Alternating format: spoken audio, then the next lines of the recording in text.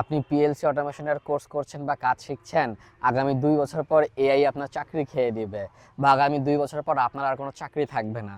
এই ধরনের কথা ওই সমস্ত ব্যক্তিরাই বলে যাদের বাংলাদেশের জব মার্কেট সম্পর্কে বিন্দুমাত্র আইডিয়া নেই। Multipurpose engineering and industrial automation এমন একটি কোম্পানি যারা শুধু ইন্ডাস্ট্রিয়াল ট্রেনিংয়ের মধ্যেই সীমাবদ্ধ নয়। আমাদের রয়েছে ফুললি ফাংশনাল অটোমেশন টিম, যারা দেশের বিভিন্ন ইন্ডাস্ট্রিতে গিয়ে প্রতিনিয়ত ইন্ডাস্ট্রিয়াল অটোমেশন রিলেটেড সকল ধরনের কাজ করছে। আমরা নিজেরা চায়না থেকে বিভিন্ন অটোমেশন প্রোডাক্ট যেমন পিএলসি, ভিএফডি, এইচএমআই, সার্ভো, বিভিন্ন কমিউনিকেশন কেবল বা যে কোনো ধরনের মেশিনারি স্পেয়ার পার্টস প্রতিনিয়ত ইম্পোর্ট করে নিয়ে আসছি। এগুলো আমরাই রিপেয়ার করি, আমরাই সেলস করি, আমরাই সার্ভিস করি এবং এগুলোর উপর প্রোগ্রামিংয়ের কোর্স আমরাই করাই।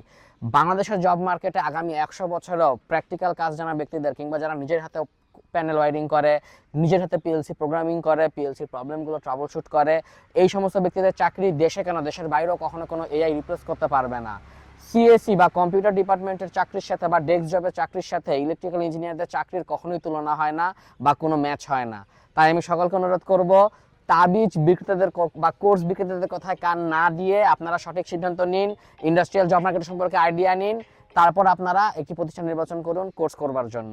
ধন্যবাদ সকলকে। আসসালামু আলাইকুম।